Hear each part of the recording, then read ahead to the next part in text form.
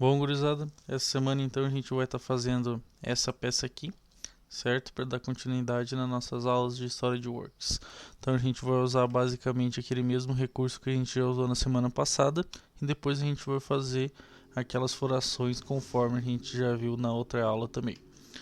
Então lá no SolidWorks a gente vai pedir um arquivo novo, vamos em peça, vamos no plano frontal, pedir no esboço, desenhamos a nossa linha de centro, pode ser para cima, pode ser para o lado, tanto faz, e desenhamos mais ou menos o perfil que vai ter a nossa peça. Se a gente for olhar lá, é mais ou menos isso aqui, com essa linha aqui sendo vertical. Por que eu desenhei no ângulo aqui? Porque apesar da gente dela ser quase reta, ela tem esse ângulo aqui de 85 graus. Vamos jogar as medidas então, 200 e 100, 25, 16,5. Então, total 200, aqui 25, lembrando sempre de puxar para baixo para jogar o valor do diâmetro, senão ele vai jogar o valor do raio. Então 25, 16,5, aqui 100 milímetros e o ângulo de 85 graus. Vamos dizer que essas duas linhas aqui são alinhadas e que essas duas linhas aqui são iguais e essas duas linhas aqui são iguais. Beleza? Vamos de novo então para o nosso ressalto base revolucionado. Fechamos o esboço. Ele cria a peça em 360 graus conforme a gente queria. Beleza. Agora a gente tem que adicionar os chanfros de meio e de 3.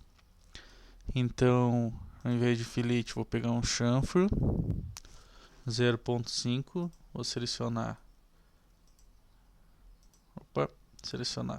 as duas arestas da ponta e vou pegar um chanfro 3 milímetros e adicionar nas duas arestas do diâmetro maior. Ok. Está pronto então os chanfros. Agora o que a gente precisa fazer? As furações a partir dessa face. Nós vamos olhar aqui o M10, 50 e 59. Então nós vamos utilizar o assistente de perfuração, conforme nós já vimos. Vamos selecionar tarraxa reta, ISO, furo roscado. Ao invés de M8, nós vamos deixar M10. As profundidades agora.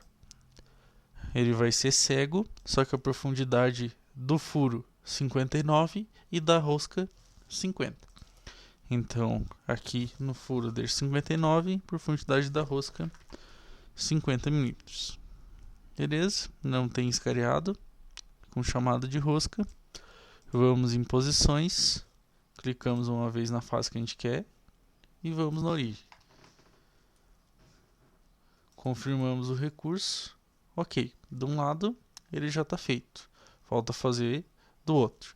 O que a gente vai fazer agora então é, a gente vai espelhar esse recurso que a gente já acabou de criar aqui para o outro lado, porque a nossa peça ela é simétrica. Então a gente tem que vir primeiro em geometria de referência e a gente vai selecionar um plano. A gente vai criar um plano.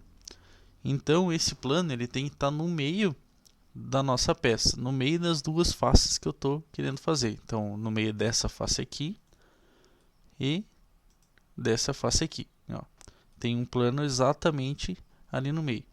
Seleciono as duas faces que eu quero, confirmo.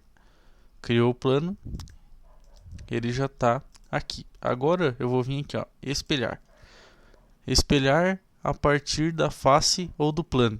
Eu vou abrir essa caixinha aqui do lado e vou selecionar o plano que eu acabei de fazer, que é no meio. Recursos a espelhar. Que recursos que eu vou fazer? Eu quero espelhar essa furação roscada aqui. Selecionei e ele já mandou para o lado de cá uma representação de como queria ficar. Então é só eu confirmar aqui e ele já passou a furação para o lado de cá.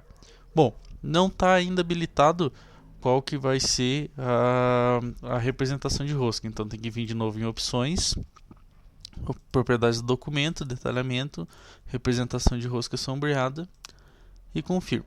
Apareceu de um lado, apareceu do outro. Beleza. A criação da peça, ela está pronta. Tem um detalhe que eu queria aproveitar e já mostrar para vocês, aqui eu tenho um material não especificado. Se eu vir aqui e ir em editar material, eu posso arrumar de que material essa minha peça vai ser feita. Então, vamos supor que ela seja feita de aço, por exemplo, e seja um aço 1020 normal. Eu posso vir aqui e aplicar, ela já vai ficar na cor do aço, certo?